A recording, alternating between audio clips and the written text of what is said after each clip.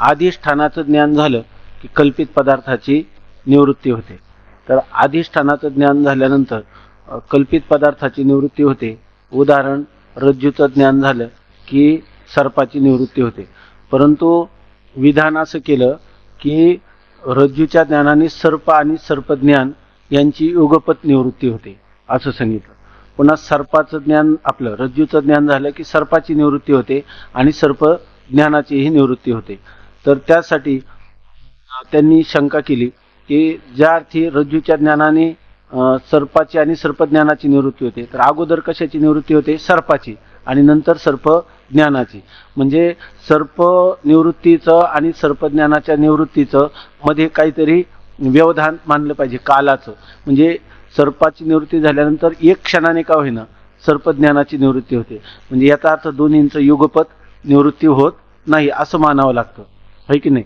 कारण सर्पज्ञानाने, आपलं रज्जू ज्ञानाने सर्पज्ञानाचा नाश म्हणा किंवा लय म्हणा, कसंही जरी म्हटलं तरी सुद्धा त्यांच्यामध्ये रज्जूचं अधिष्ठानाचं ज्ञान आणि नंतर सर्पाची निवृत्ती आणि सर्पज्ञानाची निवृत्ती यांच्यामध्ये कालाचं व्यवधान मानलं पाहिजे. म्हणजे एक अव्यवहित पूर्वक्षण सर्प निवृत्त होतं आणि अव्यवहित आपलं उत्तर क्षणी सर्पज्ञानाची निवृत्ती होते. याचाच अर्थ दोघांमध्ये काही ना काही कालाचं व्यवधान मानलं पाहिजे. त्यामुळं काय होतं की तुम्ही जे म्हणता की सर्प आणि सर्पज्ञान युगपत निवृत्त होतात असं म्हणता येणार नाही. म्हणजे याचा अर्थ तुमची जी अनिर्वचनीय ख्याती आहे की अधिष्ठान ज्ञानाने कल्पित पदार्थ आणि पदार्थ ज्ञान यांची युगपत निवृत्ती, रज्जूच्या ज्ञानाने सर्प आणि सर्पज्ञान यांची युगपत निवृत्ती तुम्ही मानता की त्याच्यामध्ये कालाचं व्यवधान मानता? युगपत निवृत्ती मानतात. म्हणजे अधिष्ठान ज्ञानाने कल्पित पदार्थाची निवृत्ती होते हा नियम अनिश्चित ठरतो. केवळ अधिष्ठानाचं ज्ञान झालं की कल्पित असा त्या अधिष्ठानावर कल्पित कोण आहे? सर्प. त्याचीच फक्त निवृत्ती व्हायला पाहिजे. कारण तुम्हाला ज्ञान कशाचं झालं? रज्जूचं झालं म्हणा किंवा रज्जूपहित चैतन्याचं झालं, त्याने फक्त सर्पाचीच निवृत्ती व्हायला पाहिजे, सर्पज्ञानाची निवृत्ती होता कामा नये. आणि सर्पज्ञानही निवृत्त होता असं तुम्ही जेव्हा म्हणता तेव्हा त्या सर्पाचं अधिष्ठान कोण आहे? रज्जूपहित चैतन्य.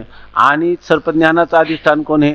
अंतकरणोपहित साक्षी चैतन्याश्रित असणाऱ्या अविद्येचा परिणाम, ते अविद्येच्या सत्वगुणाचा परिणाम ते सर्पज्ञान आहे. मग ते निवृत्त होण्याचं काय काम आहे? आणि जर झालं निवृत्त म्हटलं तर कल्पित पदार्थाच्या अधिष्ठान ज्ञानाने निवृत्ती होते हा नियम तुमचा अनिश्चित ठरतो. आणि जर समजा रज्जूच्या ज्ञानाने सर्पज्ञान निवृत्त होतात म्हटलं तर त्या दोघांमध्ये कालाचं व्यवधान मानावं लागतं. म्हणजे सर्पनाश किंवा सर्पाचा लय हा एक क्षण तरी पूर्वी मानलाच पाहिजे. कोणत्या? सर्पज्ञानाच्या निवृत्तीच्या पूर्वी. बरोबर ना? सर्पाचा नाश किंवा सर्पाचा लय हा सर्प ज्ञानाच्या किंवा सर्पाच्या लया, आपल्या सर्पनाशाच्या किंवा सर्पाच्या लयाच्या पूर्वी एक क्षण तरी मानलाच पाहिजे. मग एक क्षण पूर्वी मानला म्हणजे युगपत उत्पत्ती नाही. आणि युगपत उत्पत्ती मानली नाही का तुमची सर्व अनिर्वचनीय ख्यातीची रीती कोलमडून पडेल असं त्यांनी शंका केली. त्याचं आता उत्तर देतात. बरोबर ना? उत्तर नाही झालं ना आपलं? आता श्री गुरु म्हणतात आता अधिष्ठान ज्ञानाने झाले, आता अधिष्ठान ज्ञानाने कल्पिताची निवृत्ती होते हा सिद्धांत सांगतो. आता ते म्हणतात आमचा जो सिद्धांत आहे ना, अधिष्ठान ज्ञानाने कल्पित पदार्थाची निवृत्ती होते हा सिद्धांत आमचा अनिश्चित नाही, तर तो सिद्धांत बरोबरच आहे असं सांगतात. मूळ चैतन्य एकच आहे, त्यात केव्हाही भेद नाही. कारण अधिष्ठान काय? सर्व पदार्थांचं अधिष्ठान काय? ब्रह्मचैतन्यच आहे. आणि ते ब्रह्मचैतन्यामध्ये स्वगत, सजातीय किंवा विजातीय कोणत्याही प्रकारचा भेद नाही. म्हणून म्हणतात मूळ चैतन्य एकच आहे, त्यात केव्हाही भेद नाही. असे असता रज्जूपहित चैतन्य, अंतकरणोपहित चैतन्य, घटोपहित चैतन्य असे चैतन्याचे भेद विषय समजून देण्याकरिता रज्जू, अंतकरण, घट इत्यादी उपाधीमुळे केले जातात. मूळ चैतन्य एकच आहे. मग मूळ चैतन्यामध्ये भेद कशासाठी तुम्हाला? कारण काय आहे? अद्वैत सांगावे बोले तई द्वैत घेपे, जई शून्य जई दावावे झाले तई बिंदुले पाहिजे केले. तैसे अद्वैत तेवी अद्वैत सांगावे बोले तई द्वैत घेपे. आता जर आपल्याला एखादा पदार्थ शून्य शून्य त्याची किंमत शून्य म्हणजे काय? तर एक बिंदूला करतो किंवा वाटोळा अशा प्रकारचा गोल करून आपण सांगतो की हा शून्य आहे. वास्तविक शून्य म्हणजे काहीच पदार्थ नाही, पण त्या पदार्थाची तुम्हाला ओळख होण्यासाठी एक बिंदूला करून सांगतात ना, तसं अद्वैत जे आहे त्या अद्वैताच्या ठिकाणी केवळ एकच पदार्थ आहे, त्याला पाहणारा दुसरा पदार्थ नाही. आता आपण नेहमी चिंतन करतो, जे ज्याचं स्वरूप असतं ते त्याला विषय होत नाही. आपला चेहरा, ग्रीवास्त मुख आहे की नाही, तर ते ग्रीवास्त मुख आपल्याला पाहता येतं का? आरशा वाचून आपल्याला आपलं मुख पाहता येईल का? बरं, आरशामध्ये पाहतो ते आपलं मुख आहे का वास्तव? तुका म्हणे मुख नाही दर्पणात, संतोषाची मात दुसरी ते. त्या ठिकाणी मुख नाही. बरं, मुख आपल्याला आहे की नाही? आहे. परंतु जर आपल्याला कोणी म्हटलं की तुम्हाला मुखच नाही, तर आपण मान्य करू का? नाही. कारण ते सांगेल की मी म्हणतो नाही आणि तुलाही दिसत नाही, याचा अर्थ ते नाहीच म्हण. आपण काय म्हणतो? तू हो आहे म्हण, नाही तर नाही म्हण. माझं मला दिसू नाही तर नाही दिसू, पण ग्रीवास्त मुख मुखाच्या ठिकाणी आहे. म्हणून ज्ञानेश्वर महाराजांनी अद्वैताचं चिंतन सांगताना सांगितलं की ज्याला आरशा वाचून आपलं मुख पाहता येईल, आरशा वाचून आपलं मुख पाहता येईल, त्याला माझ्या म्हणण्याचं रहस्य कळेल, असं माऊली अमृतानुभवामध्ये म्हणतात. याचाच अर्थ काय? मग आपलं मुख आरशा वाचून पाहणं म्हणजे काय? आरसा समोर घेतला तर प्रतिबिंब, आणि प्रतिबिंबावरून बिंबाचं काय करतो आपण? अनुमान करतो. पण समजा प्रतिबिंब नसलं तर आपलं मुख मुखाच्या ठिकाणीच आहे, असा जसा आपला दृढ निश्चय. जसा डोळा आहे, डोळा हा सगळ्या जगाला पाहतो, आहे की नाही? पण डोळा डोळ्याला पाहतो का? नाही. का पाहत नाही? तर पाहणं हेच त्याचं स्वरूप आहे.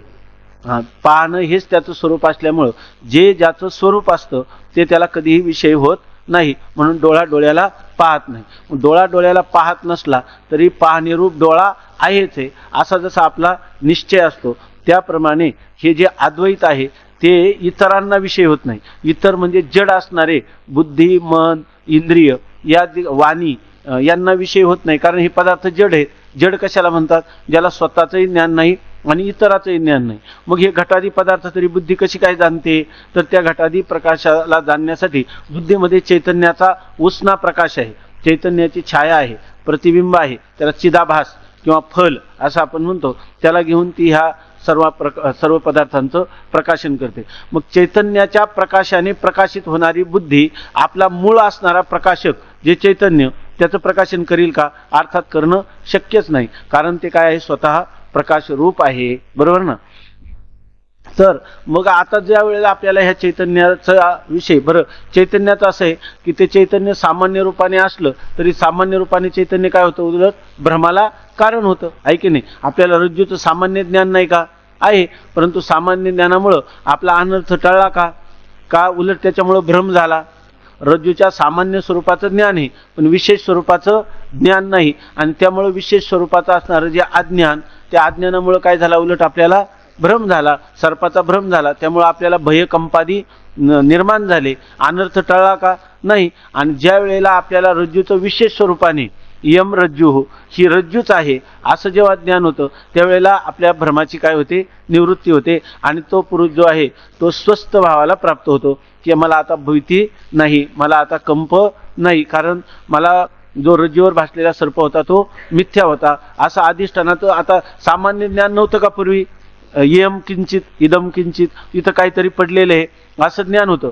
परंतु ही रज्जूच आहे असं ज्ञान नव्हतं. सामान्य ज्ञान होतं, आहे रूपाने काहीतरी पडलं, परंतु ही रज्जूच आहे असं ज्ञान होतं का?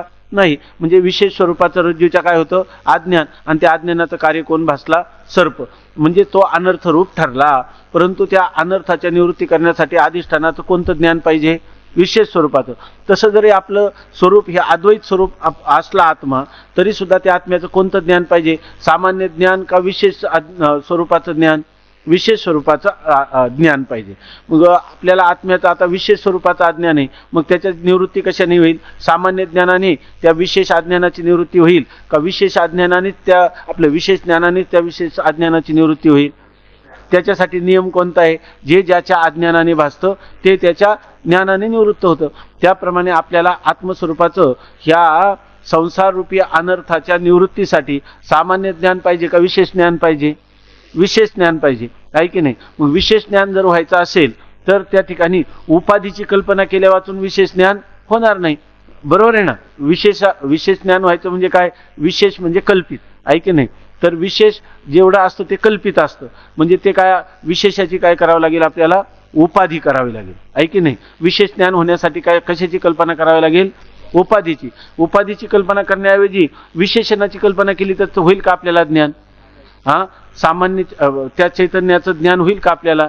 नाही होणार. कारण का, विशेषणात जर आपण धरलं तर काय होईल, त्या चैतन्याला विशेषण जर आपण पकडून त्या चैतन्याला विशिष्ट केलं तर काय होईल, विशेषण हे विशेषाला सोडून कधी राहणारच नाही. आपल्याला ज्ञान होईल ते विशेष ज्ञान होईल, ते कोणाचं होईल, सामान्य चैतन्याचं होईल का विशेष चैतन्याचं होईल? विशेष चैतन्याचंच होईल, विशिष्ट चैतन्याचंच होईल. कारण विशेषण विशेषाला सोडून कधी राहतच नाही. आणि आपल्याला ज्ञान कोणाचं करायचंय, अद्वैताचं ज्ञान करायचं, अद्वैत स्वरूप असणाऱ्या आत्म्याचं. तिथं द्वैत चालत नाही. मग आता द्वैताची कल्पना विशेष रूपाने करता येईल का? त्याला द्वैत हे विशेषण करता येईल का? करता येणार नाही. मग जर उपाधी केलं तर चालेल का? का उपाधीच करावं लागेल? कारण उपाधी काय करते, आपण स्वतः वेगळी राहते आणि उपहिताचं ज्ञान करून देते. त्यासाठी काय केलेली आहे की अद्वैताच्या ठिकाणी उपाधीची कल्पना केली आणि अद्वैत सांगावे बोले तरी द्वैत घेपे. मग द्वैत घेपे म्हणजे द्वैत स्वीकारल्या वाचून आपल्याला अद्वैत सांगता येत नाही. जसं आपलं जे शब्द आहे तर शब्द एकच आहे की नाही, परंतु ओठ मात्र काय आहे, दोन आहे. का, दोन्ही टिपऱ्या एकच नाद, नाद एकच आहे परंतु टिपऱ्या मात्र दोन आहे. तसं अद्वैत स्वरूप सांगायचं झालं तर उपाधी काय करावी लागते, द्वैताची अंगीकारावी लागते. आणि द्वैताचा अंगीकार केल्या वाचून अद्वैत सांगता येत नाही. पण द्वैताचा अंगीकार विशेषण म्हणून चैतन्याच्या ठिकाणी करून चालणार नाही, तर उपाधी म्हणून केला पाहिजे. कारण उपाधी काय करील, स्वतः वेगळं राहील आणि चैतन्याचं ज्ञान करून देईल. किंवा आणि ते ज्ञान कोणतं करून देईल की विशेष प्रमाण. ते चैतन्य कोण आहे, आत्मत्वाने. ते चैतन्य मीच आहे, असंग निर्विकार असणारं सामान्य चैतन्य मीच आहे. पण ते मीच आहे हे ज्ञान, ब्रह्म मीच आहे किंवा आत्माच ब्रह्म आहे हे ज्ञान सामान्य आहे का विशेष आहे? विशेष ज्ञान आहे. आणि हे विशेष ज्ञानाने काय होतं, देहो अहम, मी देह आहे अशा प्रकारची, कर्ता अहम, भोक्ता अहम, सुखी दुःखी अशा प्रकार मी, अशा प्रकारची जी विपरीत भावना आहे तिचं ते काय आहे, निवर्तक आहे. अज्ञानाचं निवर्तक आहे. अज्ञान कसं आहे, विशेष आहे, कल्पित आहे. आणि त्या कल्पित अज्ञानाची निवृत्ती करणारं ब्रह्माहमस्मी हे ज्ञान सुद्धा काय आहे, विशेष आहे. समान सत्तेत साधक बाधक व्यवहार होतो. तेव्हा मी ब्रह्म आहे ज्ञान खरं आहे का खोटं आहे? मी ब्रह्म आहे अशा प्रकारचं झालेलं जे विशेष ज्ञान आहे, विशेषच आहे नाही, ब्रह्माहमस्मी सोहम अहम सहा असं झालेलं जे ज्ञान, हे ज्ञान खरं आहे का मिथ्या आहे? हे ज्ञान खरं आहे. मग खरं ज्ञान आहे आणि ते अज्ञान कसं आहे, खोटं आहे. अज्ञान कसं आहे, कल्पित आहे. आणि कल्पित ज्ञानाचं सत्य म्हणजे कसं, त्रिकालाबाधित आहे की नाही. मग त्रिकालाबाधित सामान्य चैतन्य त्रिकालाबाधितच आहे, ते तर सत्यच आहे. मग त्याने झाली का निवृत्ती त्या अज्ञानाची? सामान्य चैतन्य अज्ञानाच्या विरोधी नाही. आणि आता तुम्ही काय म्हणता, मी ब्रह्म आहे ज्ञान कोणतं आहे, सत्य आहे. सत्य म्हणजे सामान्य, सत्य म्हणजे कसं आहे, लक्षात आलं ना, सत्य आहे. मग ते सत्य म्हणजे त्रिकाला बाधित आहे. आणि मूळचं जे ब्रह्म आहे ते सुद्धा काय होतं, त्रिकाला बाधित होतं. सामान्य रूपाने ज्ञान होतं ते कसं होतं, सामान्य चैतन्य कसं होतं, त्रिकाला बाधितच होतं ना. मग त्यांनी झाली की त्या अज्ञानाची निवृत्ती. आणि मी ब्रह्म आहे या ज्ञानाने काय झाली, अज्ञानाची निवृत्ती. बघा आता नेहमी चिंतन करता ते काय अवघड आहे असं नाही, पण तुम्ही थोडे एकाग्र व्हा. आता मी म्हटल्यावर तुम्ही म्हणा हा हो बरोबर आहे की नाही. मी ब्रह्म आहे. तुकाराम महाराज म्हणतात, तुका म्हणे अहम ब्रह्म आड येऊन निधी भ्रम. याचा अर्थ अहम ब्रह्मास्मी ज्ञान तुकाराम महाराजांना काय वाटतं, भ्रमातलं वाटतं, आहे की नाही. भ्रमातलं वाटतं म्हणजे काय वाटतं, कल्पित वाटतं. कल्पित वाटतं का सत्य वाटतं? तुकाराम महाराजांना कल्पित वाटतं का कल्पितच ठरलं पाहिजे? कल्पितच ठरलं पाहिजे. कल्पित ठरल्याशिवाय त्या अज्ञानाचा नाश होणार नाही, कारण अज्ञानही काय आहे, कल्पितच आहे की नाही. स्वप्नामध्ये जेव्हा ताण लागते त्यावेळेला आपल्याला जागृतीतला उश्याचा तांब्या उपयोगाला पडतोच की नाही. म्हणूनच आपण उश्याला भरून ठेवतो की नाही, का तेव्हा काही उपयोग होत नाही, त्याचा काही उपयोग होत नाही. कारण स्वप्नातली ताण प्रातिभाषिक आहे आणि तिच्या सत्तेतला काय पाहिजे, पाणी पाहिजे, आहे की नाही. तसं हे अज्ञान जर कल्पित असेल तर त्याचं निवर्तक, त्याचं निवृत्ती करणारं ज्ञान सुद्धा काय पाहिजे, कल्पित. त्यासाठी आता मी सांगतो, तुम्ही म्हणाल हे तर आम्हाला माहितच आहे, समान सत्तेत साधक बाधक व्यवहार होतो, आहे की नाही. मग समान सत्ता म्हणजे जर जी अज्ञानाची सत्ता आहे तीच ज्ञानाची सत्ता लागेल की नाही, तरच अज्ञानाचा ते काय करील, बाध करील किंवा अज्ञानाची निवृत्ती करील. घाबरायचं कारण नाही. आपल्याला वाटतं मी ब्रह्मन, या ज्ञानाला कसं काय असं हे म्हणायचं, काय कल्पित कसं काय म्हणायचं. पण थोडं धाडस करावंच लागेल, कारण जसं गणित आहे पुढं समान सत्तेत साधक बाधक व्यवहार होतो. मग या ठिकाणी या ज्ञानाची सत्ता, मी ब्रह्म आहे या ज्ञानाची सत्ता, ज्ञानरूप ब्रह्माची सत्ता कोणती आहे, त्रिकाला बाधित, बरोबर, ते सत्य आहे. ज्ञानरूप ब्रह्म हे काय, सत्यतू सत्यतू सत्यतू विठ्ठला, त्रिकाला बाधित आहे. पण त्याचं जीवाला होणारं जे मी ब्रह्म आहे असं होणारं ज्ञान हे काय आहे, मिथ्या आहे. आणि ते काय करतं, अज्ञानाचं निवर्तक आहे. म्हणजे लक्षात आलं ना. मग मी ब्रह्म आहे हे ज्ञान कसं आहे, कल्पित आहे. आणि त्या कल्पित ज्ञानानेच काय होते, कल्पित असणाऱ्या अज्ञानाची निवृत्ती होते. आणि मग ते अज्ञान काय करतं, आपण परवा चिंतन केलं होतं, ते आपलं ते ज्ञान काय करतं, अहम ब्रह्मास्मी ज्ञान, तर ते वृत्ती ज्ञान आहे की नाही. वृत्ती ज्ञान काय करतं, अज्ञानाची निवृत्ती करतं आणि ते त्या ठिकाणी बसून राहतं, आहे की नाही. ते सुद्धा काय होतं, जसा मुकदम दिवसभर काम करून त्या मजुरांना जायला परवानगी देतो आणि तो जसा त्या ठिकाणी मुक्कामाला राहतो का राहत नाही, त्याप्रमाणे हे जे अहम ब्रह्मास्मी ज्ञान ते काय करतं, अज्ञानाला घालून स्वतःही जातं. आणि मग खाली उर्वरित जे राहिलं ते काय आहे, शुद्ध स्वरूपातील ब्रह्म किंवा आत्मस्थिती, स्वरूप स्थिती, आहे की नाही. मग तिथून पुढे मात्र त्याला काही नाही, काम नाही झालो पाहिजे रिकामा. त्या अज्ञानाची निवृत्ती करून ते ज्ञानही निवृत्त झालं. आता त्याला काही कर्तव्य राहिलं का, काही ज्ञातव्य जाणायचं राहिलं का, जे जाणायचं ते जाणलं. कर्तव्य राहिलं का, काही कर्तव्यही राहिलं नाही. मग आता तो काय आहे, आता तो अवाच्य ब्रह्म किंवा स्वरूप स्थितीला प्राप्त झाला. पण प्राप्त होण्याच्या पूर्वी जी काही प्रक्रिया आहे आपल्या आत्मस्वरूपाला जाणण्याची, ते सांगतात की अधिष्ठानाचं ज्ञान झालं पाहिजे. आणि अधिष्ठानाचं ज्ञान झाल्यापासून कल्पित पदार्थाची निवृत्ती होत नाही. परंतु अधिष्ठान सर्वांचं आहे ब्रह्मचैतन्य. पण तुम्हाला सांगितलं की तुम्ही अधिष्ठान ब्रह्मचैतन्य आहात, तत्वमसी असं सांगितलं. काय झालं, काहीच झालं नाही, आहे की नाही. काहीच झालं नाही. तत्वम असी, तत् म्हणजे काय आणि तोम म्हणजे काय, आहे की नाही. तोम याच्यातून दोन भाग झाले की नाही. तत् म्हणजे ते आणि तोम म्हणजे तू. दोघांची कल्पना केली का, एक आहे, दोघांची कल्पना केली. आणि पुन्हा काय सांगितलं, अशी म्हणजे ते जे आहे तेच तू आहे, तू जे आहे तेच ते, अशी या पदाने दोघांचं पुन्हा काय सांगितलं, ऐक्य. पण ऐक्य सांगण्यासाठी दोन पद वापरली की नाही, तत् आणि तोम. मग आता एकच पदार्थ आहे आणि दोन कशासाठी, कसे काय केले, तर दोघांची तुम्हाला एक कसं आहे हे कळण्यासाठी त्याचं एकाचे दोन कशामुळे झाले हे सांगितलं. कशामुळे झाले, उपाधीमुळे झाले. तत्पदाचं वेगळं का झालं, तर त्या ब्रह्माला माया उपाधी लागली. आणि तोमपद कशामुळे झालं, तर तोमपद त्याच चैतन्याला तोमपद म्हणजे अविद्येची काय लागली, उपाधी लागली. त्यामुळे ते दोन काय झाले, वेगळे. पण दोन्ही काय सांगितलं, उपाधी, आहे की नाही. उपाधी म्हटलं की घटाकाश मठाकाश असं आपण जेव्हा म्हणतो तेव्हा ते घटाकाश म्हटलं तर मूळ जे आकाशाचं ज्ञान करून देतं का नाही. म्हणजे घट जो आहे तो घट काय करतो, वेगळा राहतो आणि घटाच्या आत असणाऱ्या आकाशाचं काय करून देतो, ज्ञान. तसंच या ठिकाणी उपाधीची कल्पना केली. अविद्या ही काय आहे, उपाधी, ती वेगळी राहणार आणि साक्षी चैतन्याचं ज्ञान करून देणार. आणि पुन्हा माया उपाधी वेगळी राहणार आणि ती ब्रह्मचैतन्याचं ज्ञान करून देणार. मग दोन्ही उपाधीचा बाध केल्यावर खाली राहील ते काय, उर्वरित राहिलेलं एकच चैतन्य. आणि तुम्हाला मग काय ज्ञान होणार, त्याचं लक्ष्यार्थाने मी ब्रह्म आहे असं ज्ञान होणार. वाच्यार्थाने दोघांच्या मध्ये काय आहे, भेद आहे, कारण दोघांच्या उपाधी वेगळे आहे. पण जर दोन उपाधीचा परित्याग केला तर लक्ष्यार्थाने जे ब्रह्म तेच आत्मा आणि आत्मात ब्रह्म, साक्षी चैतन्य ब्रह्मरूप आहे. हे सांगण्यासाठी तुम्हाला तत्वम पदार्थ शोधन करावं लागतं की नाही, आहे की नाही.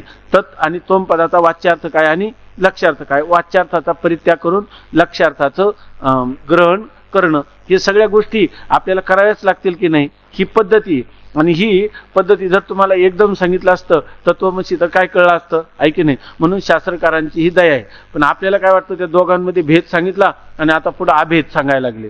दोन उपाधी, अविद्या उपाधी कशी परिच्छिन्न आहे की नाही. आणि जीवाची उपाधी, जीव अल्पज्ञ अल्पशक्तिमान, ईश्वर सर्वज्ञ सर्वशक्तिमान, याची आहे मलिन सत्वात्मक अविद्या उपाधी जीवाची, आणि ईश्वराची आहे शुद्ध सत्वात्मक माया. आणि त्याच्या ठिकाणी हा तो आहे सर्वज्ञ आणि सर्व शक्तिमान, आणि हा आहे अल्पज्ञ अल्प शक्तिमान, परिच्छिन्न सुखी दुःखी, आहे की नाही. आणि त्या जीवाचं ईश्वराचे ऐक्य कसं होईल अशी शंका आपल्याला येते. आणि मग शंका आल्यानंतर त्याद्वारा हे उपाधीचे धर्म आहेत, नाही की नाही, उपहिताचे नाहीत असं सांगून जेव्हा तुम्हाला उपहित चैतन्याचं ज्ञान होतं तेव्हा जे सच्चिदानंद ब्रह्मचैतन्य आहेत ते सच्चिदानंद कुटस्थ आत्मचैतन्य किंवा त्याला प्रत्येक आत्मा किंवा साक्षी चैतन्य आहे. मग आता दोघांचं ऐक्य व्हायला काय हरकत आहे असं कळलं की नाही. मग हे कळण्यासाठी शास्त्रकारांनी दोन सांगितलं. दोन सांगण्यात तात्पर्य का एक सांगण्यासाठी दोन सांगावं लागलं, एक सांगण्यासाठी दोन सांगावं लागलं, म्हणजे ही त्यांची काय आहे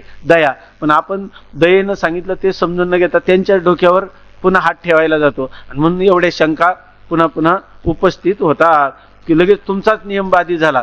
कल्पित पदार्थाच्या अधिष्ठानाने निवृत्ती होते, हा तुमचा नियम अनिश्चित ठरला. बर, सर्पाने सर्पज्ञाना आपलं रज्जू ज्ञानाने सर्प आणि सर्पज्ञानाची दोघांची निवृत्ती होते असं मानलं का एकाची अगोदर निवृत्ती आणि एकाची नंतर निवृत्ती. सर्पाची अगोदर निवृत्ती आणि अव्यवहित उत्तर क्षणी सर्पज्ञानाची निवृत्ती. म्हणजे काहीतरी मध्ये वेळेचं व्यवधान हे मानावंच लागतं. म्हणजे वेळेचे व्यवधान मानलं म्हणजे युगपत उत्पत्ती आणि नाश संभवत नाही. अधिष्ठान आपलं अध्यस्त पदार्थाची युगपत उत्पत्ती आणि अधिष्ठान ज्ञानाने युगपत नाश असं जे तुम्ही म्हणता त्या पदार्थ आणि पदार्थाच्या ज्ञानाचा हा सिद्धांत तुमचा अबाधित राहत नाही. तुमची अनिर्वचनीय ख्याती कोलमडते. हे काय त्यांनी गेले दयेने सांगायला, आपण ठेवला त्यांच्या डोक्यावर हात.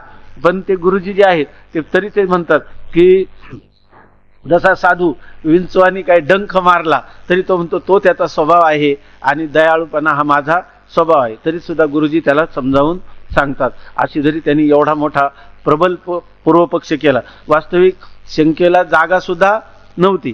त्यांनी अगोदरच सांगितलं आनंद सत्य प्रकाश, तिथं सगळं झाला होता ना विषय, तरी सुद्धा त्यांनी पुन्हा या ठिकाणी पुन्हा शंका उपस्थित केली. तर ते सांगतात की या ठिकाणी एकच चैतन्य, चैतन्यामध्ये भेद नाही, परंतु चैतन्य कसं अभेद स्वरूप आहे हेच सांगण्यासाठी त्याच्यावर उपाधीची केलेली कल्पना आहे. आणि त्यामुळे एकाच चैतन्याला जेव्हा वेगवेगळ्या उपाधी लागतात तेव्हा त्याला वेगवेगळी नावं येतात. उदाहरणार्थ चैतन्यात घट उपाधी पडली तर त्याला घटोपहित चैतन्य नाव आलं. नंतर त्याला अंतःकरण उपाधी लागली तर अंतःकरणोपहित साक्षी चैतन्य नाव आलं. नंतर त्याला ज्या वेळेला रज्जू उपाधी लागली त्यावेळेला रज्जूपहित चैतन्य असं नाव आलं. ही सर्व एका चैतन्याला उपाधी भेदामुळे येणारी नावं आहेत असं सांगतात.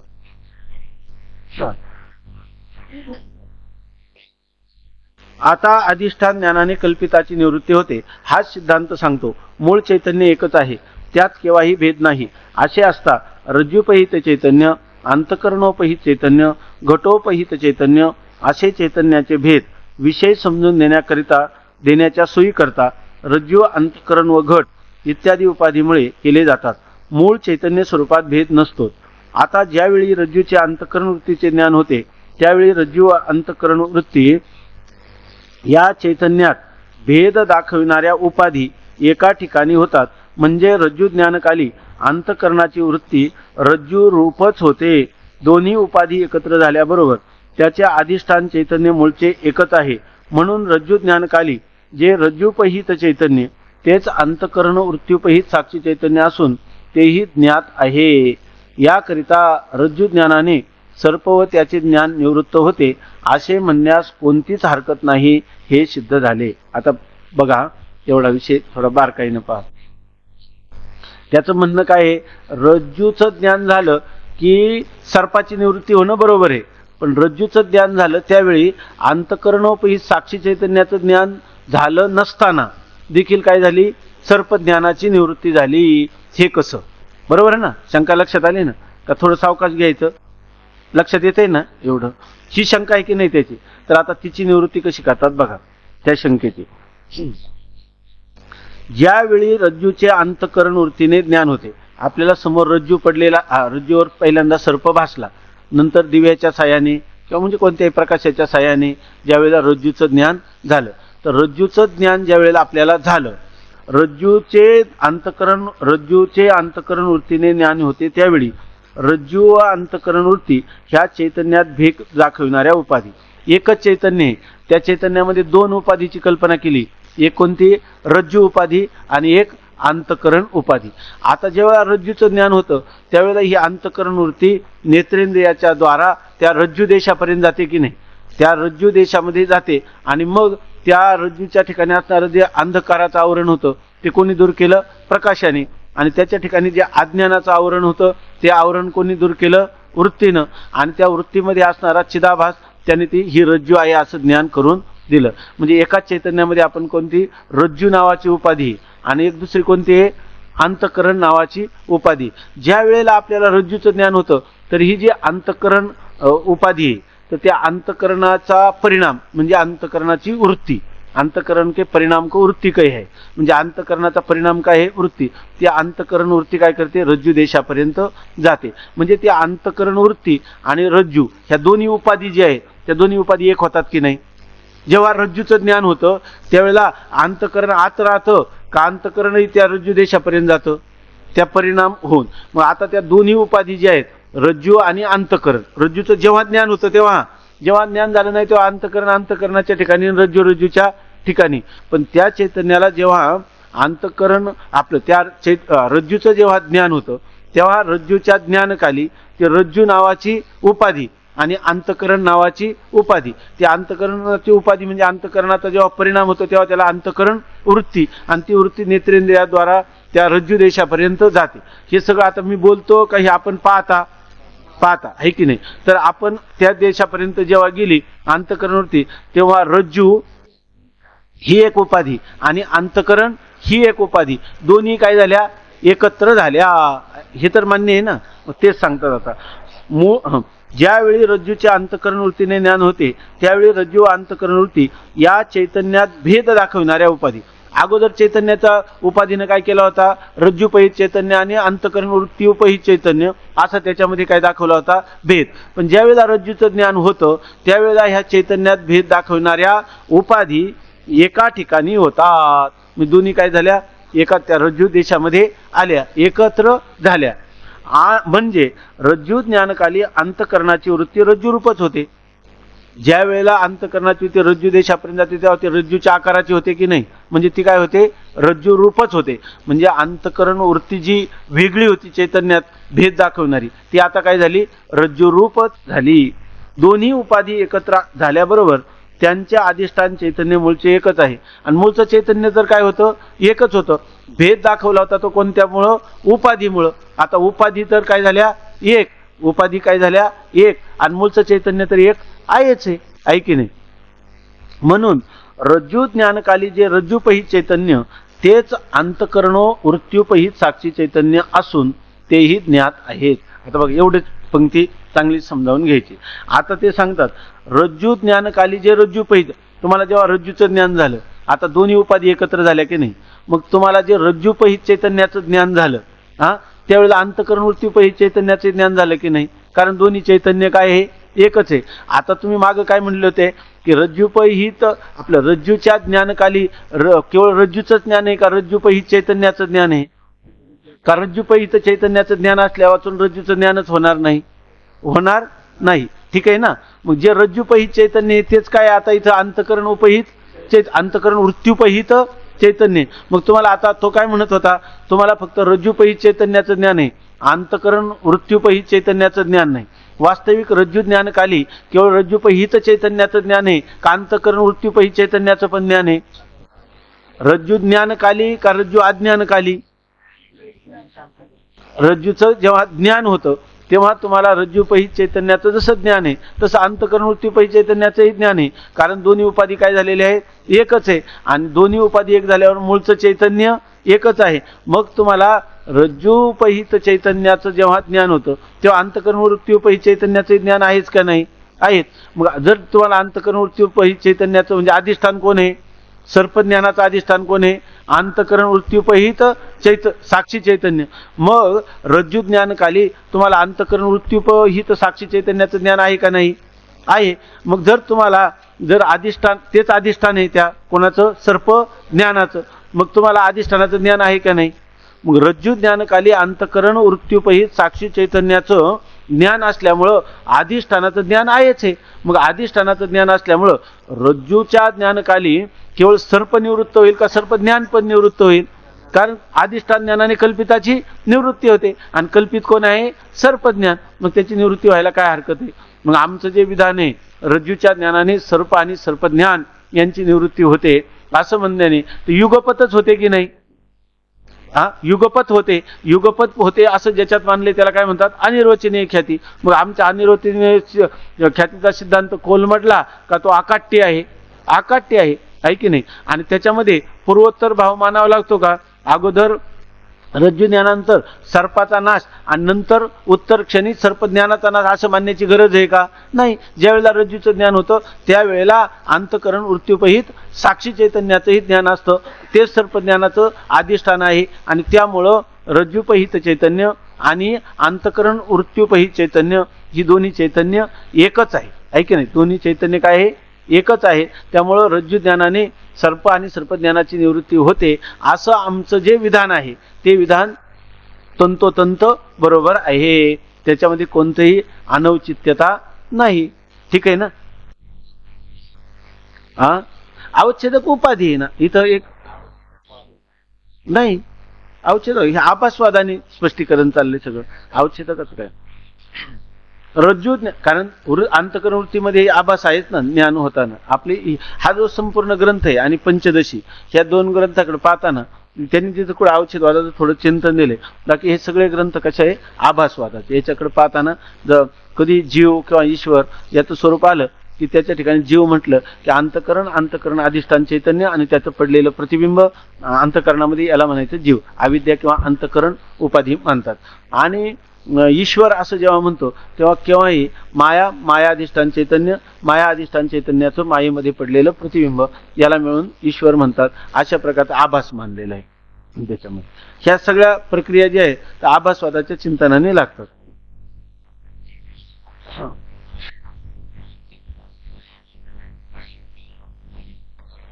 मग आता जर बरं हे जे अंतकरण वृत्तीपय चैतन्य आहे ते रज्जू ज्ञानकाली ज्ञात आहे का अज्ञात आहे? ज्ञात आहे. जसं रज्जूपही चैतन्य ज्ञात आहे तसं अंतकरण वृत्तीपही चैतन्य ज्ञातच आहे. त्याचं अज्ञान आहे नाही. मग जर आपल्याला अंतकरण वृत्तीपही चैतन्य ज्ञात असेल तर सर्पज्ञानाची निवृत्ती व्हायला काय हरकत आहे? कारण ते त्याचं काय आहे? अधिष्ठान आहे. अंतकरण वृत्तीपही साक्षी चैतन्य. मग त्यांनी सर्पज्ञानाची निवृत्ती होईल का नाही? आणि रज्जूचं ज्ञान म्हणजेच काय आहे? रज्जूपही चैतन्याचं ज्ञान म्हणजेच अंतकरण वृत्तीपही चैतन्याचं ज्ञान आहे. असं जर म्हटलं तर रज्जू ज्ञानाने सर्प व त्याचे ज्ञान निवृत्त होते असे म्हणण्यास कोणतीही हरकत नाही. मग रज्जू ज्ञानाने केवळ सर्पच निवृत्त होतं असं म्हणावं का सर्प आणि सर्पज्ञान निवृत्त होतं असं म्हणावं का? होतच तसं. मग म्हणण्यास काय हरकत आहे? रज्जू ज्ञानाने सर्प आणि सर्पज्ञानाची निवृत्ती होते असं म्हणण्यास कोणतीही हरकत नाही. बघा, अंतकरण त्याची विषय देशापर्यंत जाणारी वृत्ती आणि त्या वृत्तीमध्ये असणारा चैतन्याचा आभास या सर्वांचे प्रकाशन करणारा जो चैतन्य मात्र त्यास शास्त्रकार साक्षी असे म्हणतात. आता साक्षी म्हणजे काय? तर पहिल्यांदा अंतकरण आहे की नाही? अंतकरण, पुन्हा अंतकरणाची विषय देशापर्यंत जाणारी अंतकरणाची वृत्ती, बरोबर ना? आणि अंतकरण त्याची विषय देशापर्यंत जाणारी वृत्ती आणि त्या वृत्तीमध्ये असणारा चैतन्याचा आभास आहे की नाही? जिथं जिथं वृत्ती आहे तिथं तिथं आभास आहे. मग अंतकरण वृत्तीचं अधिष्ठान चैतन्य आणि अंतकरण वृत्ती अधिष्ठान चैतन्याचं अंतकरणामध्ये पडलेलं प्रतिबिंब, बरोबर ना?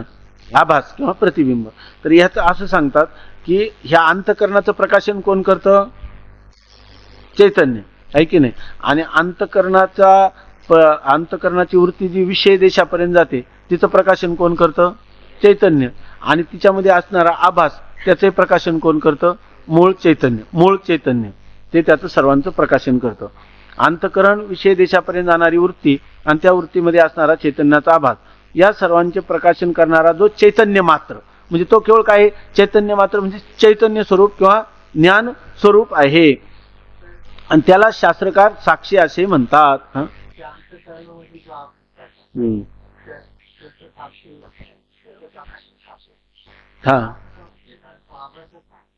नाही, रामकृष्ण, आभासाला साक्षी कोणीच म्हणत नाही. त्याचं जे अधिष्ठान आहे त्याला साक्षी म्हणतात. आभासाला साक्षी म्हणतात. अंतकरण आहे, अंतकरणामध्ये पडलेलं प्रतिबिंब आहे. प्रतिबिंब ज्याचं आहे आभास ज्याचा आहे त्याला साक्षी म्हणतात, आभासाला साक्षी म्हणत नाही. आभास ज्याचा आहे त्याला म्हणतात साक्षी. मग आभास त्याचं प्रकाशन करतो म्हणजे आभासाचं अस्तित्व कोणावर अवलंबून आहे? आभासाचं अस्तित्व दोन गोष्टींवर अवलंबून आहे. कोणत्या? वृत्तीवर आणि चैतन्यावर. वृत्ती नसेल तर आभास पडेल कुठं? आहे की नाही? आणि वृत्ती असेल तर चैतन्य नसेल तर आभास पडेल कोणाचा? म्हणून आभास ज्याचा आहे त्याला काय म्हणतात? साक्षी असं म्हणतात. आता साक्षी लक्षात आला ना? साक्षी म्हणजे अंतकरण, बरोबर ना? अंतकरण, अंतकरणाची वृत्ती आणि त्या वृत्तीमध्ये असणारा आभास या सर्वांचं प्रकाशन जो करतो यांचं प्रकाशक चैतन्य, त्या चैतन्याला साक्षी असं म्हणतात. आणि तो नित्य प्रकाशित म्हणजे ज्ञानरूप असतो. समजा तुमची वृत्ती असो किंवा नसो तरी साक्षी आपल्या स्वमहिमेत प्रकाशरूप आहेत, म्हणजे तो नित्य प्रकाशरूप आहे. साक्षी काय आहे? नित्य समजा तुम्ही त्याला साक्षीचा व्यवहार, साक्षी असं का म्हणतात त्या चैतन्याला? तर पुढं वृत्ती आहे तिचं प्रकाशन करतो, आहे की नाही? चिदाभास आहे त्याचं प्रकाशन करतो म्हणून त्याला साक्षी नाव आलं. वास्तविक अंतकरण वृत्ती असो किंवा नसो तरी साक्षी हा नित्य ज्ञान स्वरूप आहेच आहे. परंतु त्याला साक्षी नाव काय येतं? तर वृत्ती वगैरे ह्या उपाधी जेव्हा समोर येतात, आहे की नाही, आणि त्यांचं प्रकाशन करतो म्हणून त्या प्रकाश्य वृत्ती वगैरे चिदाभास यांच्या सापेक्ष त्याला काय म्हणावं लागतं? साक्षी. जर साक्ष पदार्थच नसतील तर त्याला साक्षी कोणाचा म्हणायचं? माऊली म्हणतात काय? साक्षी होऊ न ठाके येरी गोठी कायची. खरा तो साक्षी आहे का नित्य ज्ञान स्वरूप आहे? नित्य प्रकाश स्वरूप आहे, नित्य प्रकाश स्वरूप आहे म्हणून त्याला साक्षी का नाव आलं? अहो तुमचं हे अंतकरण वगैरे आहे ना, अंतकरण वृत्ती आहे ना, यांचं प्रकाशन होतं म्हणून आम्ही त्याला नाव काय दिलं? साक्षी. नाहीतर आम्ही त्याला काय म्हटलं असतो? ब्रह्मच म्हटलं असतो, आहे की नाही? हे पदार्थ समोर आहे म्हणून त्याला नाव काय आलं? उपाधीमुळे त्याला नाव काय आलं? साक्षी. अंतकरण उपाधीमुळे नाव त्याला साक्षी आलं. अन्यथा आम्ही त्याला काय म्हटलं असतो? ब्रह्मच आहे. आम्ही त्याला ब्रह्म केलंच असतं का तो ब्रह्म होतात? का तो ब्रह्म आहेच?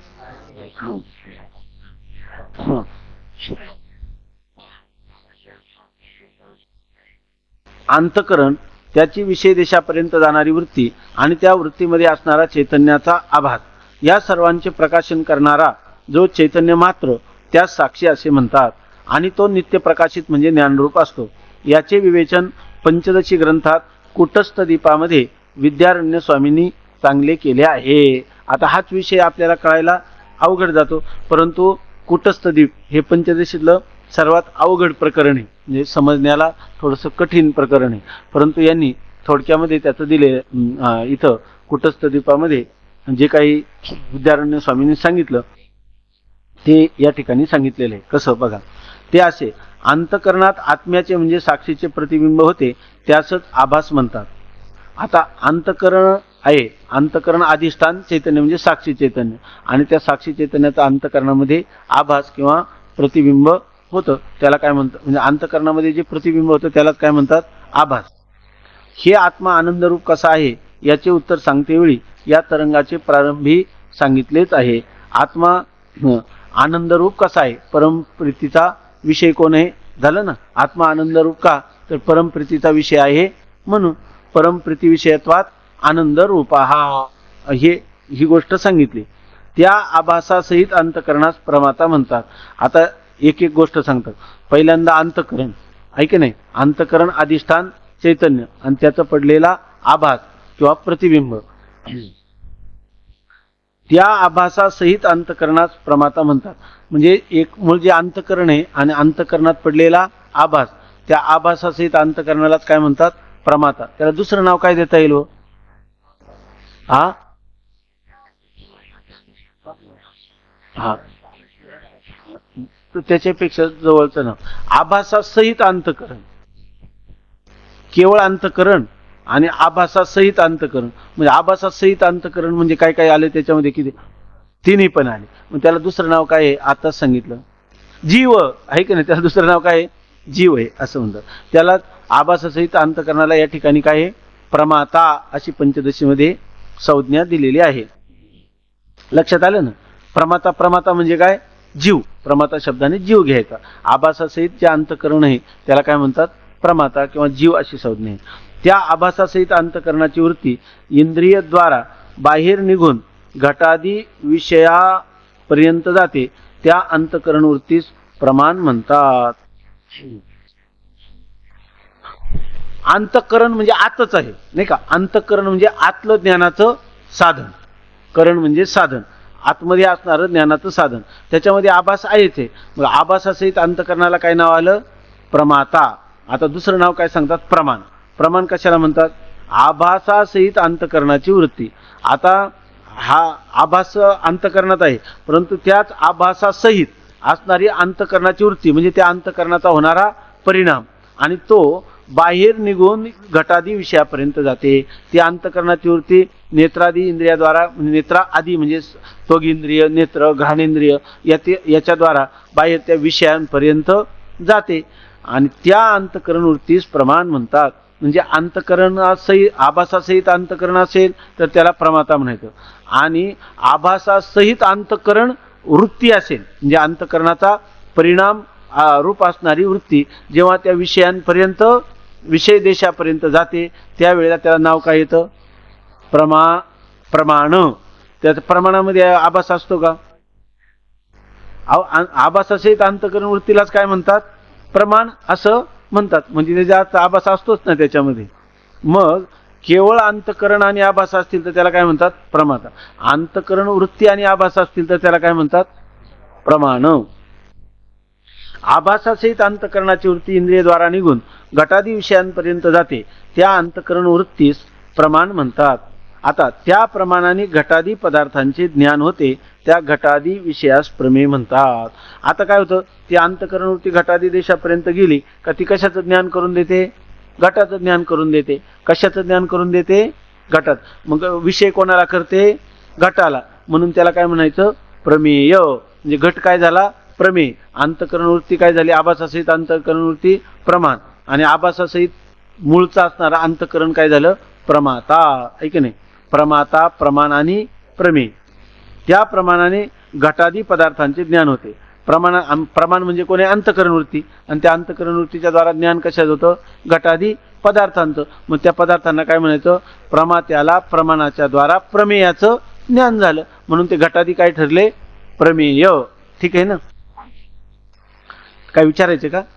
त्या प्रमाणाने घटादी पदार्थाचे ज्ञान होते, त्या घटादी विषयास प्रमेय म्हणतात. जेव्हा साभास अंतःकरण वृत्ती घटाधिकास व्यापते, तेव्हा प्रथम घट आहे एवढेच ज्ञान होते.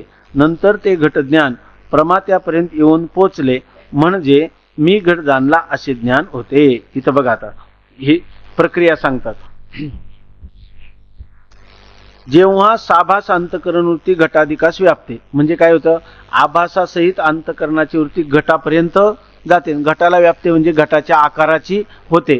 घटाच्या आकाराची होते म्हणजे घटावर अगोदर असणारं, घटाच्या आकाराची केव्हा होईल? अगोदर घटावर आवरण आहे की नाही? आणि ते कोणाचं आवरण आहे? अज्ञानाचं आवरण. त्या अज्ञानात घटाकार होते, याचाच अर्थ घटावरील अज्ञानाचा काय करते? आवरणाचा भंग करते. आहे की नाही? आणि ती घटाकार होते.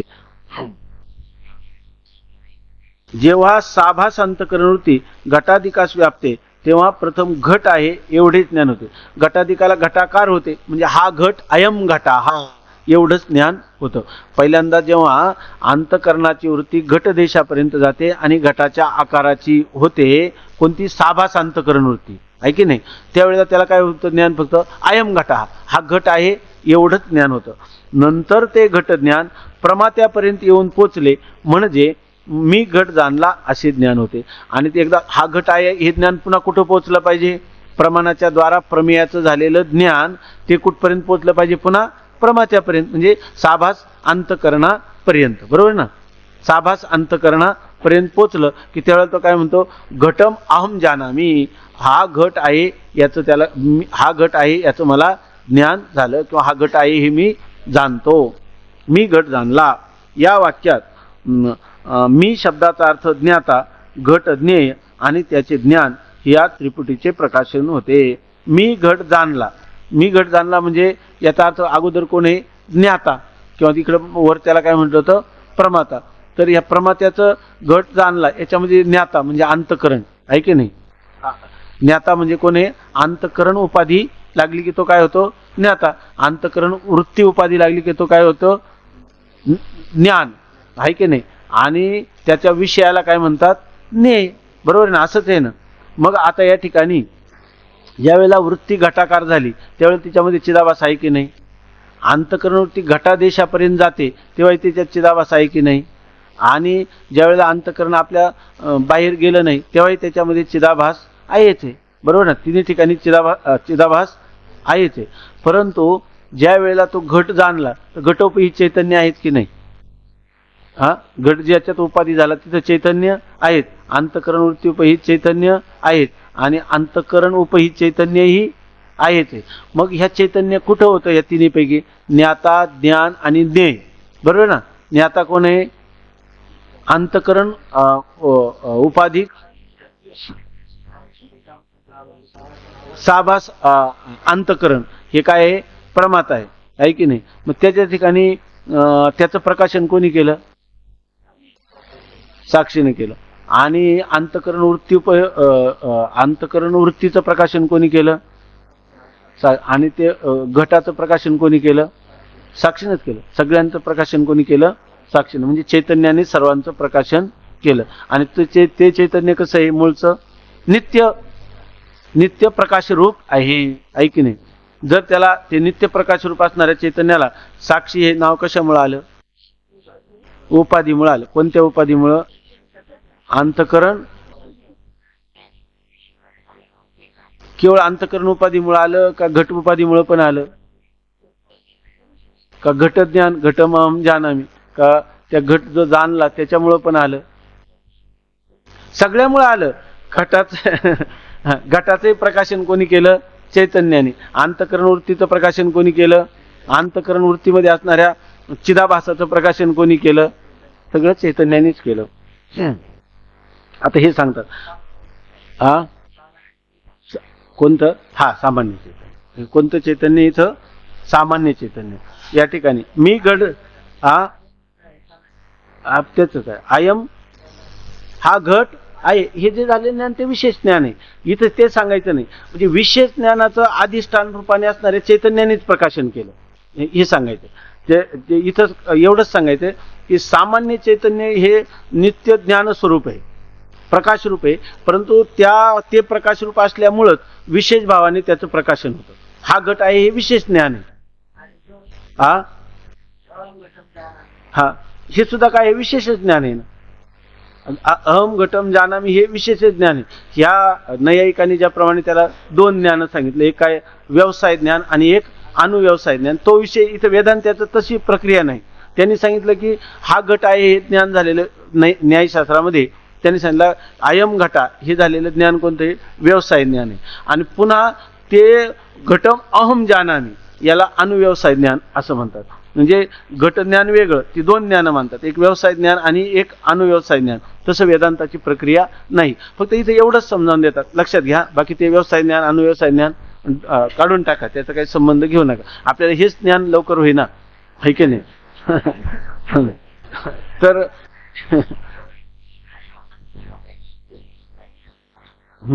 तर इथे एवढंच सांगतात काय? नंतर ते घट ज्ञान प्रमात्यापर्यंत येऊन पोचले. मग मी घट जाणला असे ज्ञान होते. मी घट जाणला या वाक्यात, बरोबर आहे ना? मी घट जाणला हे वाक्य आहे. आणि या वाक्यात मी शब्दाचा अर्थ ज्ञाता. मी म्हणजे कोण झाला? ज्ञाता. म्हणजे कोण? अंतःकरणो साभास अंतःकरण, ऐक नाही, हा झाला ज्ञाता. आणि घट ज्ञेय, ज्ञानाचा विषय आणि त्याचे घटाचे झालेले ज्ञान. या त्रिपुटी झाली का नाही? ज्ञाता, ज्ञान आणि ज्ञेय. ह्या सगळ्या त्रिपुटीचं प्रकाशन कोणी केलं? साक्षी चैतन्याने केलं. त्रिपुटीचे प्रकाशन होते. म्हणजे ज्ञाता, ज्ञान, ज्ञेय हे तिन्ही जाणली जातात. म्हणजे सामान्य चैतन्य त्याचं काय आहे? प्रकाशक. साक्षी चैतन्य त्याचं प्रकाशक आहे. हे बरं, त्रिपुटीचं प्रकाशन कोण करतो? साक्षी. काय हरकत? मग सामान्य चैतन्य, साक्षी सामान्य चैतन्य रूपच आहे, आहे की नाही? काय त्याने प्रकाशन केलं का म्हणतं? इथं प्रकाशनाचा व्यवहार झाला ना, ज्ञाता, ज्ञान आणि ज्ञेय. म्हणजे त्रिपुटीचं प्रकाशन कोणी केलं? जर साक्षी त्याचा अधिष्ठान नसता तर त्याच्यामध्ये आभास कोणाचा झाला असता? अंतःकरण वृत्तीमध्ये तरी कसा झाला असता? जर सामान्य चैतन्य अधिष्ठानच नसतं तर घट कसं कुठं तुम्हाला भासला असता? घट पण भासला नसता. अंतःकरण आपलं साक्षी चैतन्य नसतं तर प्रमाता किंवा ज्ञाता तरी तुम्हाला कुठं दिसला असता? याचा अर्थ सगळ्या त्रिपुटीचं प्रकाशन करणारं सामान्य चैतन्य हे त्या ठिकाणी अनुस्यूत आहे किंवा मानलंच पाहिजे, त्याच्याशिवाय दुसरं काही गतीच नाही. कारण हा सगळा व्यवहार घटम अहम जानामी अयम घटा हा सगळा व्यवहार काय आहे, ज्ञानाचा व्यवहार आहे. जर खाली ज्ञानाचं अधिष्ठानच नसतं तर त्या ठिकाणी हा व्यवहार तरी झाला असता का? अंतकरणामध्ये आभास नसता तर पुढचा व्यवहार झाला असता का? अंतकरण वृत्तीमध्ये आभास नसता तर झाला असता का? आणि घटालाही अधिष्ठान जर चैतन्य नसतं तर घट तरी त्या ठिकाणी स्फुरला असता का आपल्याला? घटाचं सुद्धा ज्ञान झालं नसतं. म्हणून सामान्य चैतन्य सर्वांचं काय आहे, प्रकाशक आहे. आता त्यांचं प्रकाशन करता असं म्हणतो तेव्हा त्याला नाव काय येतं, त्याच्या सापेक्ष साक्षी असं नाव येतं. वास्तविक ते काय आहे, सामान्य चैतन्यच आहे. ते त्याला काय म्हणतो आपण, ब्रह्म चैतन्यच आहे, दुसरं काही नाही. ठीक आहे ना? का दुसरं काय म्हणायचं?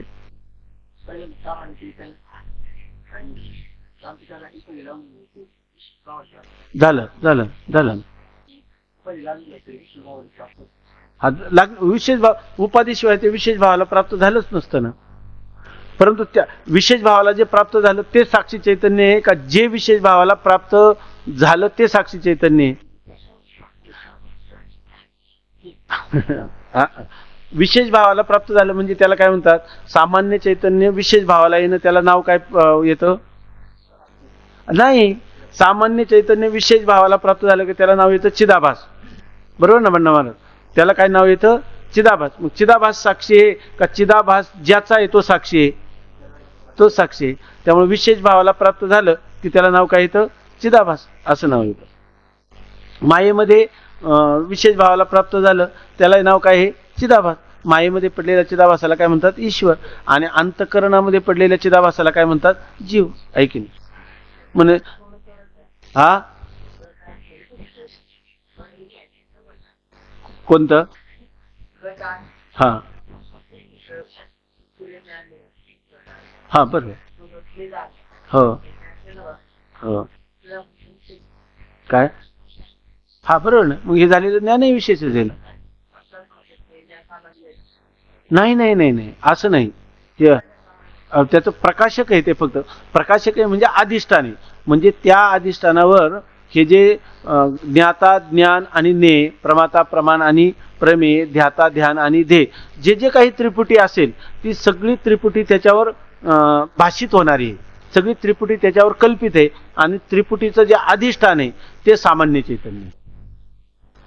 या ठिकाणी हे जे झालेलं ज्ञान आहे, हे ज्ञान जर समजा तुम्ही मी घट जाणला, ते ज्ञान कोणाला झालं, अंतकरणाला झालं ना. घटम अहम जानामि ते ज्ञान विशेषच आहे. त्या विशेष ज्ञानाचं प्रकाशन करणारे जे सामान्य ज्ञान आहे, कारण त्याच्या वाचून होत नाही, ते काही करीत नाही, पण त्याच्या वाचून काही होत नाही, ते कोणतं चैतन्य आहे, सामान्य चैतन्य. आणि जेव्हा विशेष भावाला आलं त्याच वेळेला त्याने अयम घटा ज्ञान करून दिलं ना, त्यामुळे ते ज्ञान विशेषच ज्ञान आहे. प्रकाशन केलं, दुसरं काहीच केलं नाही. सामान्य चैतन्य खरं तर ते कसं आहे, अव्यवहार्य चैतन्य आहे. त्या ठिकाणी काय, त्या अव्यवहार्य चैतन्याचं ज्ञान करून देण्यासाठी ही तुम्हाला काय फक्त प्रक्रिया आहे. ज्ञान त्रिपुटीच्या द्वारा ज्ञान, सगळी ज्ञान जे त्रिपुटीत होणारी ज्ञान म्हणजे एक अंतकरण वृत्ती आणि तो ज्ञेय पदार्थ, त्या ज्ञेय पदार्थासंबंधाने होणारं ज्ञान. तर हे ज्ञान काय, विशेषच ज्ञान आहे. हे घट आहे, हे ज्ञान कोणतं आहे, विशेषच ज्ञान आहे. ते सामान्य चैतन्याला होतं असं म्हणायचं नाही. सामान्य चैतन्या वाचून होत नाही, परंतु सामान्य चैतन्याला होतं असं नाही. मग काय करतं, सामान्य चैतन्य वाचून होत नाही म्हणून आम्ही त्याला काय म्हणतो, ते त्याचं प्रकाशन करणार आहे, एवढाच त्याचा अर्थ. दुसरं काय म्हणायचं काय? म्हणजे हे अयम घटा हे झालेलं ज्ञान सामान्य चैतन्याने प्रकाशित केलं म्हणून ते काय आहे, सामान्य ज्ञान आहे असा मात्र त्याचा अर्थ नाही. त्याचा अर्थ असा की ते ज्ञान विशेषच आहे, परंतु ते विशेष ज्ञानाला अधिष्ठान कोण आहे, सामान्य चैतन्य. म्हणून आम्ही म्हणतो का सामान्य चैतन्यच त्याचं सर्व या त्रिपुटीचं काय आहे, प्रकाशन करणं. कारण सामान्य चैतन्यच ज्यावेळेला अंतकरणावर आरूढ होतं तेव्हा प्रमाता होतं. जेव्हा अंतकरण वृत्तीवर आरूढ होतं तेव्हा त्याला काय म्हणतात, प्रमाण चैतन्य आहे की नाही, ते प्रमाण चैतन्य होतं. आणि जेव्हा ती वृत्ती त्या पदार्थाचा आकार धारण करते त्यावेळेला त्याला काय म्हणतात, प्रमेय चैतन्य असं म्हणतात, आहे की नाही. म्हणजे एका चैतन्याला उपाधी भेदामुळं वेगवेगळी नावं येतात, वास्तविक चैतन्य एकच आहे. आणि ते जे एक चैतन्य आहे मूळचं त्याला आम्ही म्हणतो सामान्य चैतन्य. ते सामान्य चैतन्य आहे आणि ते सामान्य चैतन्य स्वतः काही करीत नाही किंवा करीत नाही. काय दुसऱ्या अध्यायातला श्लोक आहे ना,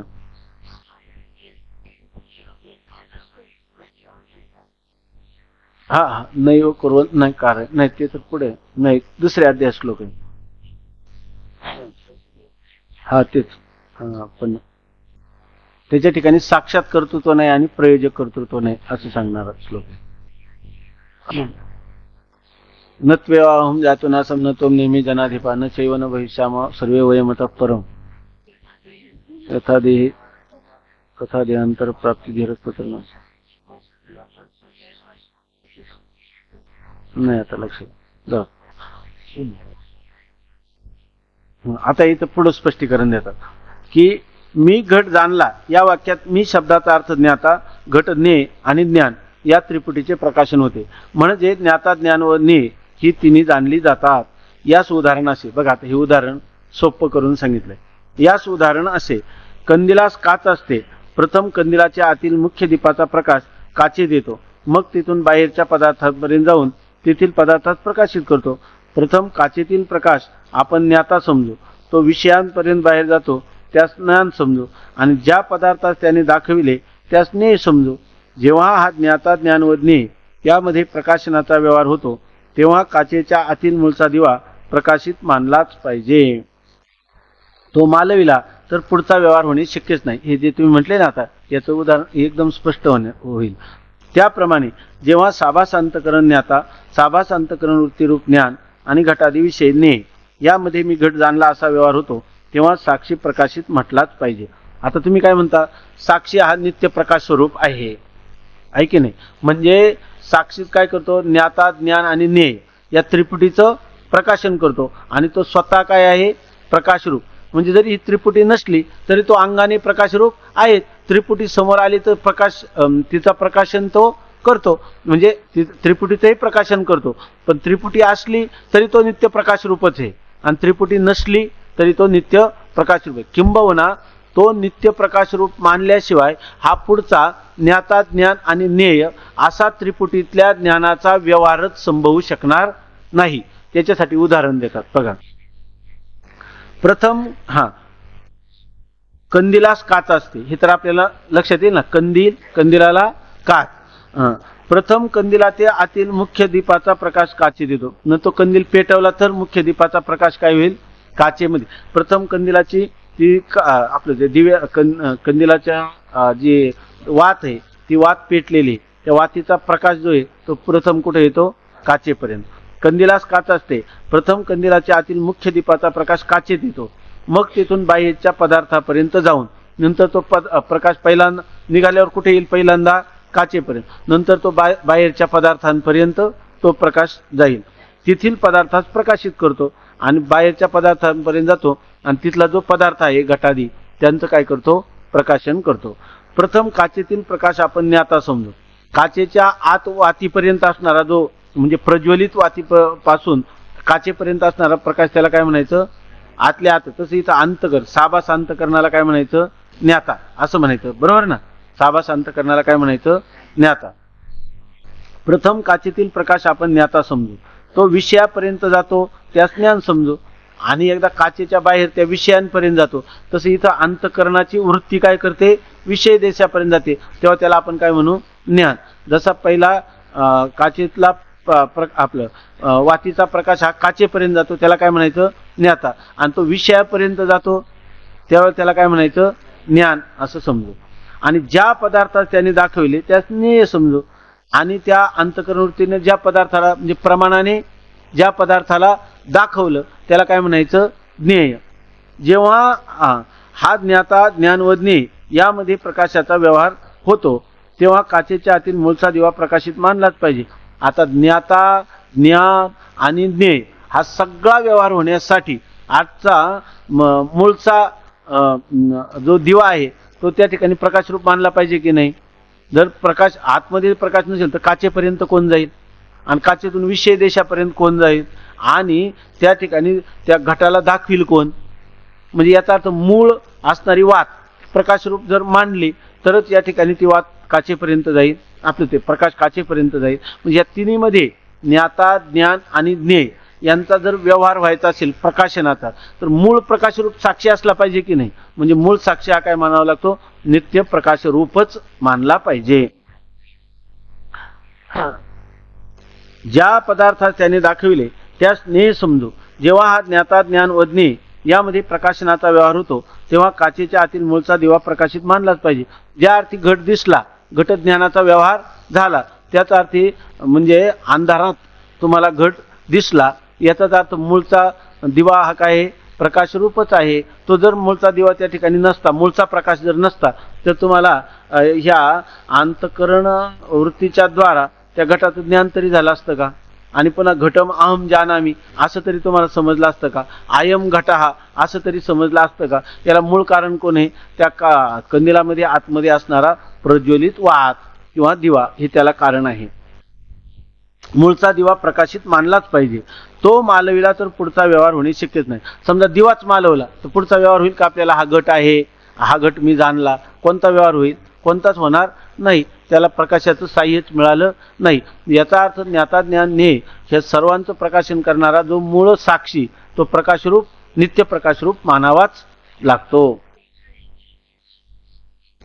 त्याप्रमाणे जेव्हा साभास अंतकरण ज्ञाता, साभास अंतकरण वृत्तीरूपी ज्ञान आणि घटादी विषय ज्ञेय यामध्ये मी घट जाणला असा व्यवहार होतो तेव्हा साक्षी प्रकाशित म्हटलाच पाहिजे.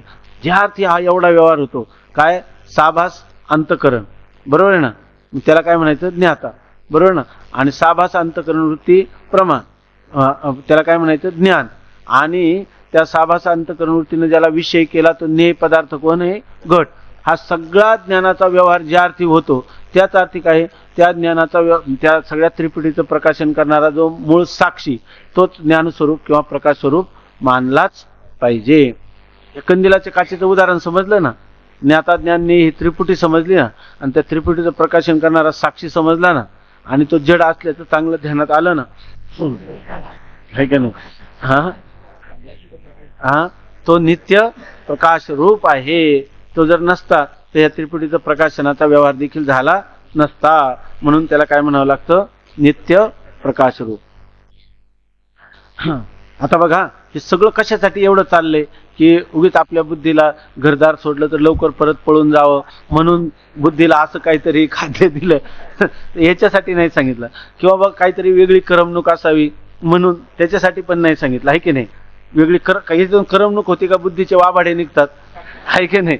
करमणूक कुठे होती? तर त्यांनी सांगितलं आळंदीला गेल्यासाठी काहीतरी आम्ही वेगळं शिकलो, हे लोकांना दाखवण्यासाठी तरी त्याचा उपयोग होईलच की नाही? कीर्तनामध्ये आपण बोललं म्हणजे लोक काय म्हणतील? कळू नाही तर कालचे कीर्तनकार विद्वान होते, कारण आम्हाला त्यांचं काहीच कळलं नाही, आहे की नाही? त्यासाठी निश्चलदाजीने लिहिलंय काय माहिती. तेव्हा साक्षी प्रकाशित साक्ष काय म्हण हा आता पुढचा विषय हा कशासाठी सांगितला हे महत्वाचं आहे, हे सांगतो बघा. जेव्हा साभास अंतकरण ज्ञाता, साभास अंतकरण वृत्ती रूप ज्ञान आणि घटादी विषय ज्ञेय यामध्ये मी घट जाणला असा व्यवहार होतो तेव्हा साक्षी प्रकाशित म्हटलाच पाहिजे. साक्षी जर अज्ञात मानला, आता समजा तुम्हाला साक्षी अज्ञात आहे, साक्षीचं तुम्हाला ज्ञानच नाही असं जर तुम्ही म्हटलं, चांगलं लक्षात घ्या, तर साक्षी जर अज्ञात मानला तर ज्ञाता, ज्ञान आणि ज्ञेय त्या त्रिपुटीचा व्यवहार होईल का? जसा तो साक्षी काय मानला पाहिजे? ज्ञान स्वरूपच आहे. साक्षीचं ज्ञान नाही असा काळच नाही, कारण साक्षी नित्य प्रकाश स्वरूप आहे. प्रकाश स्वरूप आहे, जे ज्याचं स्वरूप असतं त्याला तो कधी सोडून राहत नाही. मग साक्षीला ज्ञान कधी सोडून राहील का? नाही. मग साक्षीचं तुम्हाला ज्ञान नव्हतं असं कधी म्हणता येईल का? नाही. रज्जूच्या ज्ञानकाली आपलं रज्जूच्या ज्ञानकाली तुम्हाला साक्षीचं ज्ञान नव्हतं असं म्हणता येईल का? का जेव्हा रज्जूचं ज्ञान झालं तेव्हा साक्षीचं ज्ञान असल्याशिवाय झालंच नसतं का? तसं झालंच नाही का? तसंच आहे, तसंच आहे की नाही? याच्यामध्ये ते साक्षी जर अज्ञात मानला तर कंदिलातील दिवा मालविल्याप्रमाणे ज्ञाता, ज्ञान, ज्ञेय या त्रिपुटीचा व्यवहारच होणार नाही. तुम्हाला रज्जूवर सर्पाचा भ्रम झाला, बरोबर आहे ना? त्यावेळेला सुद्धा साक्षी काय होता? प्रकाश रूपच होता. आणि ज्या वेळेला सर्पाचा भ्रम गेला, रज्जूचं रज्जू रूपाने ज्ञान झालं, त्याचंही प्रकाशन कोणी केलं? साक्षी, आहे की नाही? साक्षीनंच केलं की नाही? साक्षी हा फक्त प्रमात्याला प्रकाशित करतो का ब्रह्मज्ञानाच्या खाली साक्षी ज्ञान स्वरूपच असतो? नाही तर ब्रह्मज्ञान सुद्धा झालं नसतं, कारण ब्रह्म सुद्धा काय हे ज्ञानच आहे, प्रमा सुद्धा काय हे ज्ञान. कोणतंही ज्ञान म्हणलं का चैतन्य वाचून होतं नाहीत, कारण तो साक्षी ज्ञान स्वरूपच आहे. ठीक आहे ना. कंदिलातील दिवा मालविल्याप्रमाणे ज्ञाता ज्ञान व ज्ञेय या त्रिपुटीचा व्यवहारच होणार नाही. जर कंदिलातला दिवा मालवला तर बाहेरचं ज्ञान होईल का, हा घट आहे असं ज्ञान होईल का? तसं त्रिपुटीचं सगळं होणारा ज्ञानाचा व्यवहार जर मूळ साक्षी ज्ञान स्वरूप नसला तर होणारच नाही. हे झालं ना. यावरून सर्व त्रिपुटीचे ज्ञानकाली साक्षी ज्ञात असतोच, हे सगळ्यात महत्वाचं आहे. कोणतीही त्रिपुटीचं ज्ञान झालं, हा रज्जू आहे हो, नाहीतर हा सर्प आहे हो, बरोबर आहे ना. कोणत्याही त्रिपुटीचं ज्ञान झालं तर साक्षी वाचून होत नाही, म्हणजे साक्षी सर्व काळात ज्ञान स्वरूप साक्षी हा तिथं असतोच. आणि त्या साक्षीचं ज्ञान हे साक्षीचं काय हे स्वरूप आहे, ते त्याला सोडून राहतच नाही. मग कोणत्याही काय सर्व त्रिपुटीचं ज्ञान होताना साक्षी ज्ञात असतो का अज्ञात असतो? साक्षी हा ज्ञात आहे. मग ज्या वेळेला तुम्हाला हा रज्जू आहे असं ज्ञान झालं तेव्हा साक्षीचं ज्ञान होतं का नाही तुम्हाला? का साक्षीचं ज्ञान असल्या वाचून रज्जू आहे हे ज्ञानही नसतं झालं. आणि ज्या अर्थी रज्जूचं ज्ञान झालं, बरोबर आहे ना, रज्जूचं ज्ञान झालं त्याच अर्थ साक्षीचं ज्ञान झाल्याशिवाय रज्जूचं ज्ञान झालं नाही. मग रज्जूच्या ज्ञान खाली साक्षीचं ज्ञान आहे, मग रज्जूच्या ज्ञानाने सर्पज्ञानाची निवृत्ती होईल का नाही? होईल. तुम्ही काय म्हणता, का नाही होणार? तर साक्षीचं ज्ञान झालं नाही, पण रज्जू ज्ञानकाली साक्षी ज्ञात आहे का नाही? मग जर साक्षीच्या ज्ञानाने काय होते, सर्पज्ञानाची निवृत्ती होते, आणि रज्जूच्या ज्ञानाच्या वेळी साक्षीचं ज्ञान आहे, बरोबर आहे ना. रज्जूच्या ज्ञानावेळी रज्जूपहित चैतन्याचं ज्ञान आहे का अंतःकरण वृत्तीपहित चैतन्याचं ज्ञान आहे का दोन्हींचे ज्ञान आहे? दोन्हींचंही ज्ञान आहे. अंतःकरण वृत्ती साक्षी, अंतःकरण वृत्तीपहित चैतन्याचं देखील ज्ञान आहेत, बरोबर ना. मग आता अधिष्ठान ज्ञानाने कल्पित पदार्थाची निवृत्ती होईल की नाही? अधिष्ठान साक्षीचं ज्ञान आहे की नाही? आहे. आणि रज्जूच्या ज्ञानकाली सर्पज्ञानाची निवृत्ती होईल का नाही? होईल. आमचा सिद्ध त्याच्यामध्ये व्यवधान मानावं लागतं का युगपत होतं? युगपत का म्हणावं लागतं? असं नाही का रज्जूचं ज्ञान झालं आहे की नाही आणि मग सर्प निवृत्त झाला, आणि असं नाही का त्याच्यानंतर काही काळाने सर्पज्ञान निवृत्त झालं. युगपतच उत्पन्न झालं. रज्जू ज्ञानकाली सर्प आणि सर्पज्ञानाची दोघांचीही निवृत्ती होते. मग आमची अनिर्वचनीय ख्यातीमध्ये काय आहे? आद्यस्थ पदार्थ आणि पदार्थ ज्ञानाची युगपत उत्पत्ती, आणि अधिष्ठान ज्ञानानंतर आद्यस्थ आपलं आद्यस्थ अधिष्ठान ज्ञानानंतर आद्यस्थ पदार्थ आणि त्या पदार्थ ज्ञानाची युगपत निवृत्ती. हा जो सिद्धांत आहे हाच अनिर्वचनीय ख्यातीचा सिद्धांत आहे ना. मग तो सिद्धांत यथार्थ म्हणजे अकाट्य आहे का कोलमडून पडला? अकाट्य आहे. फक्त तुझ्या बुद्धीला ही गोष्ट कळली नव्हती म्हणून ते गुरुजींना काय वाटलं, यांनी जरी आपल्याला अडवलं असलं तरी गुरुजी म्हणतात जाऊ द्या, अजून याची बालबुद्धी आहे की नाही, तर आपण काय केलं पाहिजे, हा दयनीय आहे म्हणून त्याला ही सगळी प्रक्रिया काय केली त्यांनी समजावून सांगितली का कोणत्याही त्रिपुटीच्या ज्ञानकाली साक्षी हा ज्ञात असतोच. सर्व त्रिपुटीचे ज्ञानकाली साक्षी ज्ञात असतोच. अर्थात रज्जू ज्ञानकालीही साक्षी ज्ञात आहे हे सिद्ध झाले. जेव्हा रज्जूचं ज्ञान आहे तेव्हा साक्षीचंही ज्ञान आहेच, आणि तो साक्षी सर्पज्ञानाचे अधिष्ठान असो, आणि तो साक्षी कशाचं? सर्पज्ञानाचं अधिष्ठान आहे. आणि रज्जू ज्ञानकाली साक्षीचे ज्ञान आहे. जेव्हा रज्जूचं ज्ञान झालं तेव्हा साक्षीचं ज्ञान आहे, आणि साक्षी हा नित्य ज्ञान स्वरूप आहे. आणि रज्जूचं ज्ञान जेव्हा होतं तेव्हा साक्षीचं ज्ञान आहेच. मग म्हणून सर्पज्ञानाचा नाश संभवतो. मग रज्जू ज्ञानकाली जर अंतःकरण वृत्तीपैकी साक्षी चैतन्याचं ज्ञान असेल तर रज्जूचं ज्ञान झाल्याबरोबर त्या ठिकाणी सर्प आणि सर्पज्ञानाची दोघांचीही युगपत निवृत्ती होते, होऊ शकते. ही गोष्ट काय झाली? सिद्ध झाली. आता त्याच्यानंतर त्यांनी पुन्हा एक शंका केली. ती शंका अशी केली, सर्प व सर्पज्ञान यास एकच अधिष्ठान असण्याबद्दल शंका व समाधान. आता तो म्हणतो आतापर्यंत तुम्ही काय सांगितलं? दोन अधिष्ठानं सांगितले. कशासाठी? सर्पाचं अधिष्ठान काय सांगितलं? रज्जूपैही चैतन्य. आणि सर्पज्ञानाचं अधिष्ठान काय सांगितलं? अंतःकरण वृत्तीपैही चैतन्य. तेव्हा दोघांचं अधिष्ठान दोन की दोघांचं अधिष्ठान एकच असायला काय हरकत आहे? याविषयी त्यांनी केलेली शंका आणि नंतर त्याचं समाधान सांगतात. कुंडली कवरदा हरी विठ्ठल श्री ज्ञानदेव कागा.